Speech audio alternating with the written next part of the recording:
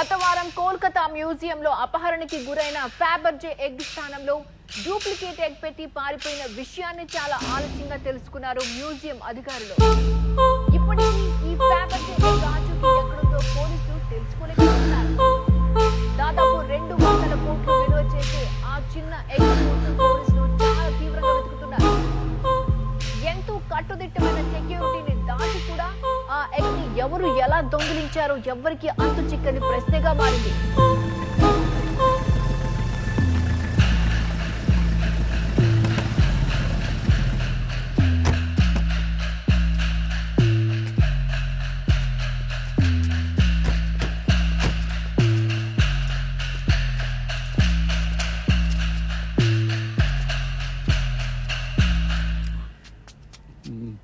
నా ఎగ్ ఒకటి నీ దగ్గరుంది. అది నాకు దొరికే వరకు నువ్వు అన్నీ మూసుకొని కూర్చో. కావాలంటే టీవీ చూడు, భయమేస్తే సైలెంట్ గా భయపడు, సరేనా? షట్టర్ ఏరా. సర్చ్.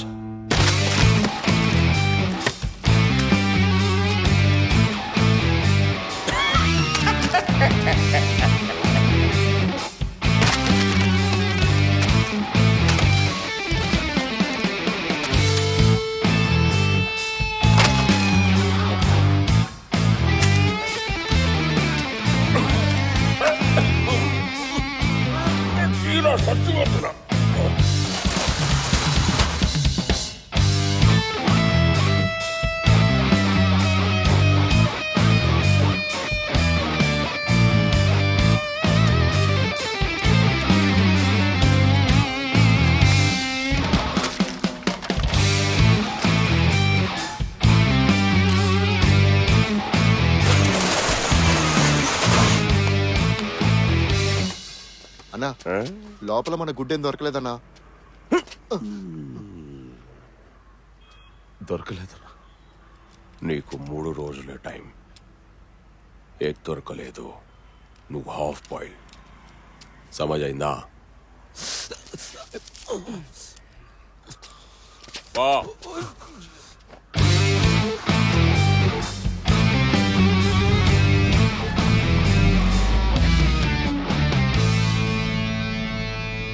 షాప్ జాగ్రత్త. हाँ भाई.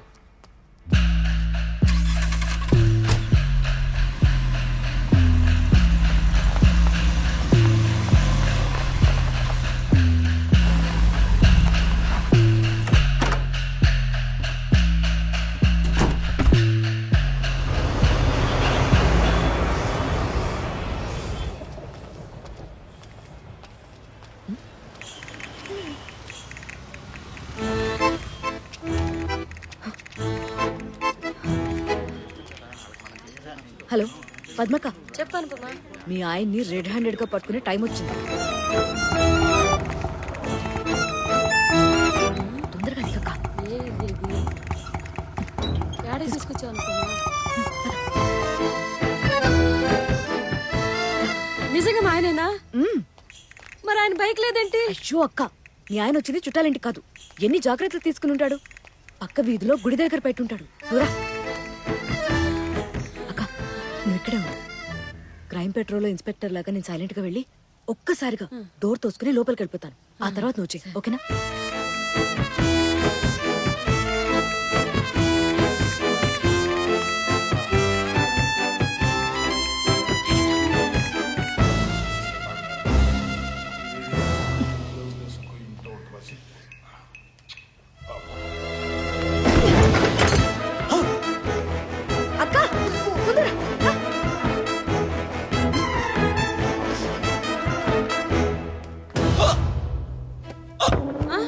అయ్యో, ఏమైందండి?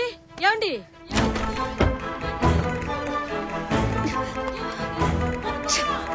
మా ఆయన గుండెపోటు వచ్చిందే.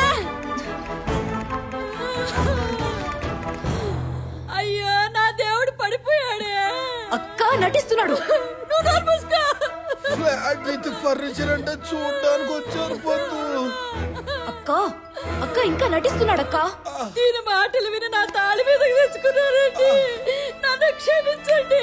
అయ్యో పొద్దు నేను వెళ్ళిపోతున్నాను పొద్దు. అలా అనకండి. నువ్వు పెట్టిన ఒడియాలు తిరగకుండా వెళ్ళిపోతున్నాను పొద్దు. ఇంక మనం విడిపోయే సమయం వచ్చింది పొద్దు.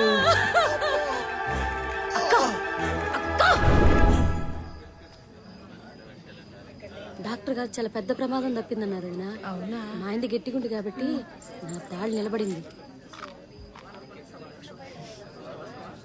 ఈ అనుపమ మాటలు విని నా కాపురం మీద తెచ్చుకున్నా వదినా. నమస్తే సార్. నమస్కారం అండి. ఈ మీటింగ్ ఎందుకో మీకు అందరికీ బాగా తెలుసు.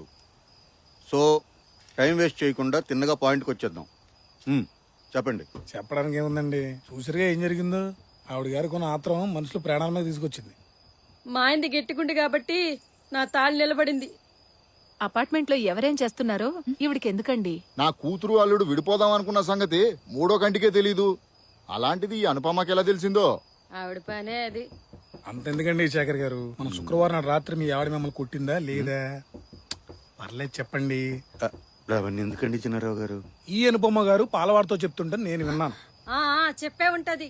గుట్టు చెప్పుడు కాకుండా సంసారాలు చేసుకునే వాళ్ళం. ఇలాంటి వాళ్ళు ఈ అపార్ట్మెంట్ లో ఉంటే సుఖంగా ఎలా బతకగలుగుతుందని చెప్పండి. మరే మీది గట్టిగుంది కాబట్టి నా తాళి నువ్వు నిలబడింది. ఉండవే శేఖర్ గారు, ఉంటే ఆవిడ కుటుంబమైనా ఉండాలి, లేదంటే మా 50 కుటుంబాలనే ఉండాలి. ఏ విషయం ఇప్పుడే ఇక్కడే ఫైనల్ గా డిసైడ్ చేసేయండి. చిన్నారావు గారి మాటే మా మాట. అదిగో పంపించేయండి. ఇంకా అంగీకరించట్లేదు. వాళ్ళని ఇక్కడి నుంచి పంపించడానికి దేవుడు అంగీకరించట్లేదు.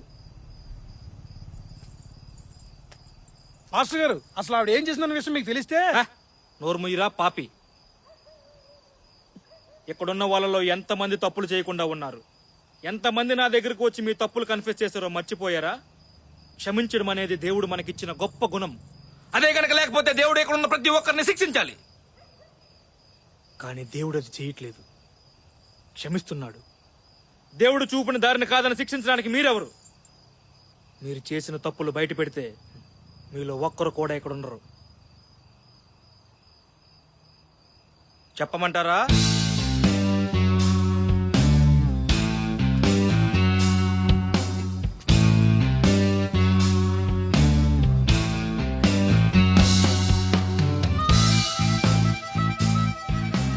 మనందరం గౌరవించే మన పాస్టర్ డానియల్ బాబు గారు మిస్సెస్ అనుపమా మోహన్ క్షమించమన్నారు కాబట్టి ఈసారికి ఆవిడని ఎక్స్క్యూజ్ చేస్తూ గట్టి వార్నింగ్ ఇస్తున్నాం. ఏమంటారండి? అంతేనండి. పద్మ అదా పదండి. ఇక్కడ తలదించుకొని నిలబడితే ఏం లాభం? కింద అందరి ముందు నా పరువు తీసి. సారీ అండి. మాట్లాడకు. అసలు బయట వాళ్ళ గొడవలని నీకెందుకే? ఎన్నిసార్లు చెప్తే అర్థమవుతుంది నీ మట్టి బుర్రకి? ఎప్పుడు చూసినా వాళ్ళ ఇంట్లో ఏం జరుగుతుంది, వీళ్ళ ఇంట్లో ఏం జరుగుతుంది, అది తప్ప వేరే ధ్యాసే ఉండదా నీకు? లంచ్ బాక్స్ లో కూర ఉంటే ఉప్పు ఉండదు, ఉప్పు ఉంటే కారం ఉండదు, అసలు అప్పుడప్పుడు లంచ్ బాక్స్ లో ఫుడ్డే ఉండదు. నీకు చెప్పి చెప్పి నా నోరు పోతుంది. బయట వాళ్ళ మీద పెట్టే ధ్యాసలో కొద్దిగైనా మన ఇంటి మీద పెట్టు. నీకు ఒక భర్త ఉన్నాడు, ఒక కొడుకున్నాడు, ఆ విషయం మర్చిపోయావా?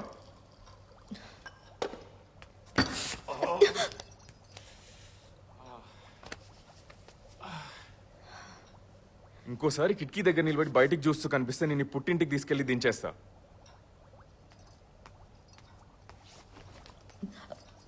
భోజనం చేసి వెళ్ళండి.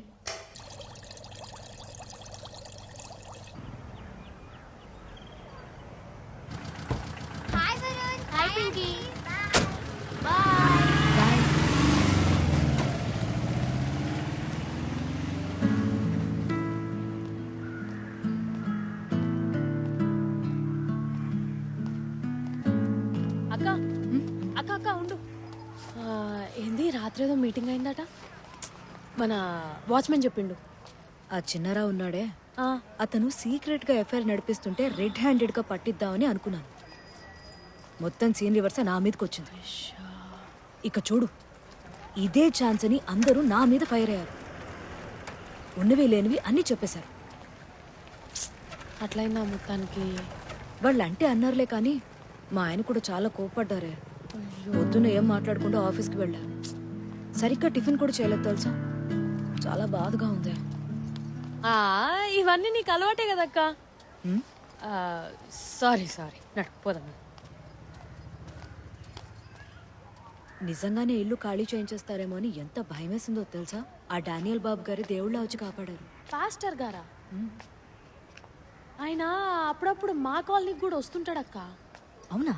దేవుడి గురించి ఏవేవో మస్తు ముచ్చట్లు చెప్తుంటాడు. నిన్న కూడా ఏదో అన్నారే, ఆ టెన్షన్లో ఏం అర్థమై చావలేదు. ఈ మధ్య Firoz sir wife Saira madam కూడా రోజు ఆయన ప్రార్థనలకు వెళ్తుందక్క. వెళ్ళొద్దని సార్ ఒకటే గొడవ. అవునా?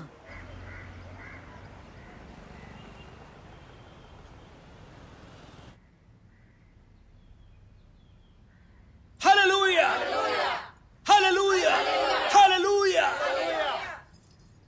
దేవుడు రావాలి రావాలి అని అందరూ కోరుకుంటారు. దానికి ఇంక ఎంతో సమయం లేదు. దేవుడు వచ్చేస్తున్నాడు. దేవుడు ఈ భూమి మీదకు వచ్చే రోజు దగ్గర పడింది. ప్రాయశ్చిత్తమే ఆ దేవుణ్ణి చేరుకోవడానికి ఉన్న ఒకే ఒక్క దారి. ఆలస్యం వద్దు, సమయం లేదు. రండి, ఇప్పుడే, ఇక్కడే. మీ తప్పులను కడిగి వేసుకోవడానికి సిద్ధంగా ఇక్కడ ఎవరున్నారు? ఎవరున్నారు?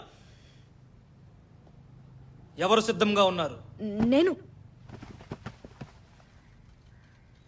మన మధ్యలో ఒక పాపి ఉంది. చెప్పు.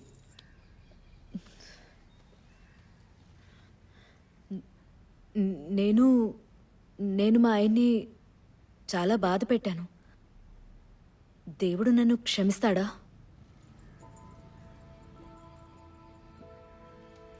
జీసస్కి చిన్నప్పటి నుండి గొర్రె పిల్లలంటే ఎంతో ఇష్టం. ఆయన దగ్గర 100 గొర్రె పిల్లలు ఉండేవి. వాటిని ఎంతో ప్రేమగా చూసుకునేవాడు ప్రభువు. ఆ గొర్రెల మంద నుంచి ఒక గొర్రె పిల్ల అన్నింటికంటే ముందే ఇంటికి వెళ్దామని అడ్డదారిలో వెళ్ళి ఒక అడవిలో దారి తప్పిపోయింది. అంతా చీకటి సమయం. భయపడుతూ ఆ అడవిలోనే ఎక్కడికి కదలలేక ఉండిపోయింది. ఆ విషయం తెలుసుకున్న ప్రభువు తన దగ్గరున్న 99 గొర్రె పిల్లలు వదిలేసి తప్పిపోయిన ఒక గొర్రె పిల్ల కోసం వెతుక్కుంటూ వెళ్ళాడు. దగ్గరికి వెళ్ళాడు, ప్రేమగా దగ్గరికి హత్తుకున్నాడు, ఇంటికి చేర్చేశాడు. Praise the Lord! Praise the Lord! Praise the Lord! మనము తప్పులు చేయొచ్చు, భయపడుతూ చీకట్లో ఉండిపోవచ్చు. తప్పు చేసిన వాళ్ళ దగ్గరికి కూడా ప్రభువు వస్తాడు. తప్పు చేసిన వాళ్ళని ఇంకా దగ్గరికి తీసుకుని ప్రేమగా హత్తుకుంటాడు. ప్రభువుకి అందరూ సమానమే. ఈ గొర్రె పిల్ల ఒకప్పుడు పాపి, కానీ ఇప్పుడు కాదు.